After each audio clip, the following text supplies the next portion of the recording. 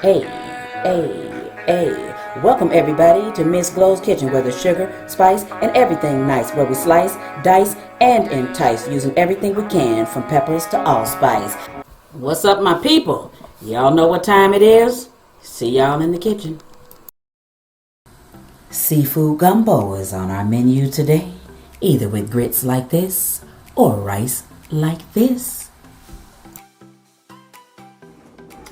Looks daunting, doesn't it? But these are all the ingredients we'll need to make a great gumbo, baby.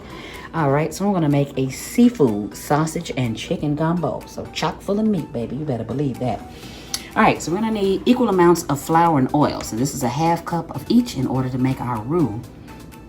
We'll need sausage, onions, green peppers, celery, garlic. I'm gonna use chopped garlic. All right, so we're gonna need water. So we need water later, like 2.5 cups of water, we'll get that. All right, so we need okra. So I'm using gumbo vegetables, so it's got a little corn, little red peppers in it. I see a few onions, plus the star of the show, baby, okra. Can't do gumbo without okra. All right, so I'm gonna do some diced tomatoes, then chicken broth. I'm gonna use those to make my own. All right, so we're gonna use thyme, crushed red pepper. So all these seasonings right here. So bay leaves, salt. I'm going to use Tony Sachets. So that's my salt, that's Creole seasoning for today, because it's a little on the salty side, but it's going to work for this. I like it. Okay, black pepper. And then we're going to use chicken. Of course, I said chicken, seafood, and sausage. So chicken, of course. All right. And then if you want to use gumbo filet, you can. And then, of course, you'll need some rice at the end to put your gumbo over. But this one's so thick, so hearty and delicious. If you choose not to put it over rice, that's going to be okay. Hey, I might decide at the end to put lobster and crab in it. We'll see. We have a seafood medley right here, which includes mussels, clams, squid, and shrimp. Of course, smaller shrimp, because I've got shrimp size 16-20 right here. So I'm just not sure right now until I start cooking, but y'all know what I always say. Ain't nothing to it but to do it, so let's get to it. The very next step is to get your meat chopped up, your veggies chopped up to whatever size, bite size, whatever size you want. All right, I mixed up my chicken bouillon and opened my tomatoes, so make sure you do that. Open your seasoning so everything is ready. So get yourself prepped and ready to go, because this is going to move along a lot quicker than you think, that's for sure. I'm going to show you a trick later on, how to keep your okra from being slimy in the gumbo. So stay tuned, don't go nowhere, and we're about to start cooking. How about that? So get some oil in the pan, get it hot. See it sizzling a little bit for me, get it hot. All right, move it around, make sure. All right, so we'll get the chicken and the sausage in here at the same time. Now, if you want to brown yours, like you actually want to get it brown, instead of just cooking it some, then put less meat in the skillet with the oil. Put the less meat in there, and then you'll get like a sear on the meat if that's what you want. But I wasn't going for that today. Since it's going down in the gumbo, it wasn't really necessary to get a sear on the meat. I just want to fry it up a little bit, let those flavors marry that chicken and that sausage, because that flavor from that sausage, it gets into the chicken. So you can see I put some Creole seasoning right there, but only a little bit. Like, don't put a lot, because the sausage is going to flavor the chicken. It's a weird thing, but I'm telling you, it works and it tastes so good. So be patient and just let this go. So now when it goes a little bit, that's when I'm going to put the veggies in. So I'm going to put the green peppers, celery, and onion in here. So all of this is going to cook down together. So you know what? Let this cook down and keep stirring it. So what you want to do here is, because of the veggies, you want to lightly season your veggies. You know what I say? To get more flavor into your dish, you want to season every single step of the way. So don't miss a step, even if you only put a little bit. So be cognizant of the fact that when you're seasoning every step of the way like that, don't be really heavy-handed with the seasoning. Make sure you sprinkle it, but you do want to put some seasoning. All right, so this is going to cook down until it looks like this. And once it does look like this, exactly like this, don't pour the juice off, don't do anything. Now, if you're going to do anything with this, pour it in a bowl and set it to the side. Because right when we're done with this, we're going to jump right into the roux. So you see how that's bubbling and it's cooking. So you see how I did get a bit of a sear on, you know, some of the sausages and some of the chicken. So that's cool. So now we're jumping into the main part of the gumbo, the roux. So the roux part of it, you got to be really patient with this. Don't be in a hurry. Remember, it's equal parts of flour and equal parts of the oil, and you can throw some butter in there. So I threw a pat of butter in there, if you will. Now, what you want to do, and especially if you don't have a non-stick pan that you're doing this in, you know, you want to make sure you don't walk away from this. You keep stirring this. Now, what it is you're going to stir this until it turns as dark as you can stand for it to turn. Now, you don't want to burn it, but it's going to start smelling really, really toasty. And when it smells super toasty, and to be honest with you, it's smoking a little bit, your roux is ready. So what it is with a gumbo is really done with a really, really dark roux. It's like the darkest brown you could think of. Now, I don't like my roux like that. So that's my choice. I don't like to do it really super, super dark. So here you will see me do it probably the color of a dark gravy, but it's really supposed to be a lot darker if you want to do it the authentic way. So you want to just keep stirring it. So you see what I keep doing? I keep stirring it, keep stirring it, keep stirring it. And by the way, put a little salt and pepper in here too. Remember what I said, though, sprinkle. But put a little bit of salt and pepper in there too. Get some seasoning into your roux. And so once we get this roux as dark as we want it, so it's really going to be up to you. It's your gumbo, so it's up to you. You get it as dark as you want it. That's when we'll start pouring the liquid in. So once we start pouring the liquid in, then you want to make sure you stir that and bring it to a boil. So that's what's coming up next. That's what we're doing. All right, so here you see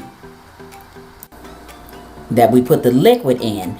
So once you put the liquid in here, this is what it's going to look like. It's going to be very thick, and you're going to bring it to a boil. Okay, so you're going to bring it to a boil, and at this point you're going to keep stirring it too, because remember, with that roux, you know, we're cooking the raw flour taste out of it. And so in the beginning, you know, when we first do this, we use the water that the recipe calls for. So I will list the ingredients, but the water. Now the second thing we put in here is the chicken broth or the chicken stock, whichever, you know, you're using. Doesn't matter, just put it in. It's next. And then you'll see that this is it's going to thin out a little bit. But what happens when it thins out a little bit is we're going to keep on stirring, keep getting your bits of flour off the side of the pot. It's very important that you do that. So you take your whisk or your rubber spatula or your spoon, whatever you're using, take it, clean off the sides of the pot. Now what happens with this roux at this point with me is I start seasoning it. So you're going to start seasoning your roux, and then you're going to taste it. Remember, this is the base of your gumbo. So I'm not going to say, you know, what the ingredients are right here, what the herbs and spices are. I'll list them below, and then you can follow what I'm doing here, and then you can put them in whatever order you put them in. It doesn't make a difference as long as you get the ingredients in there. So that's going to be like super important that you do that. And the other thing is if you don't want to pick these bay leaves out at the end, because you have to take them out, especially if you leave them whole. So if you don't want to pick them out, crush them. Crush them, it'll work just fine. So you can, that's just a trick. If you don't want to search through your gumbo for the bay leaves later on, because that's what happens. You got to search and you got to take them out. You can't leave them in there whole like that. So don't do that. All right, so now you measure according to what I'm putting into the recipe. Measure and put it in there, the amounts that I tell you to put in at first. What is going to happen, and what I always tell you to do, is taste your food. And what happens when you bring this to a boil, before you put all the veggies in and everything, you taste this.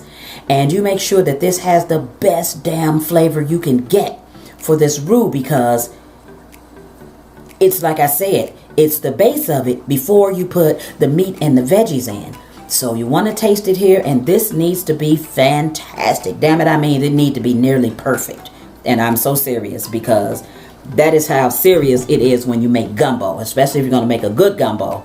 So if you want to be known for your gumbo, or you want to make a damn good one, you got it right here. But I'm telling you, the secret to it is to make sure that when you make this roux, you season this roux like crazy you season it. Okay, so that's a little bit of accents. I don't list that in the list of ingredients. I don't list that, but if you want to put, you know, some accent in here, you can. It will wake up the flavor as it says it will do. So it'll bring out the flavor for you for sure. Okay, garlic. We can't skip garlic, so you gotta put some garlic in there.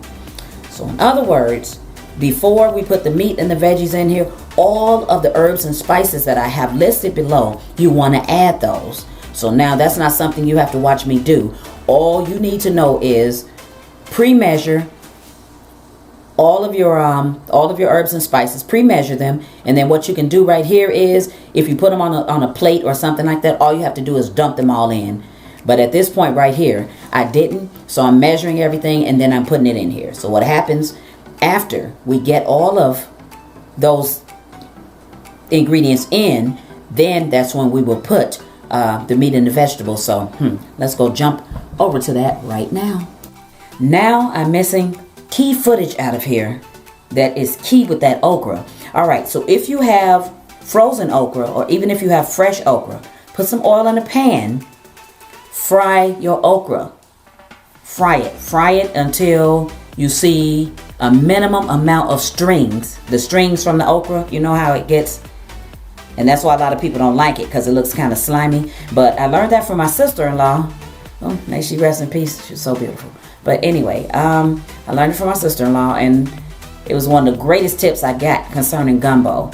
So try that. Make sure, just fry it in a pan really, really good. And take it out of there and put it in your gumbo, and I guarantee you, you will be slime free with that. So that is like one of my greatest tips, seriously, that I received from her for sure. I did get some other cooking tips from her, but that's for some other videos. We'll get into that another time. All right, so now at this point, you want to start putting your meat in here, and then you want to start putting your veggies in here. So once you put your meat and veggies in here, what you're going to do with this is, once you get everything in there, taste it again. Keep tasting, and adjust your seasonings. Don't over salt your dish. So let it come to a boil, let it cook a little bit, taste it.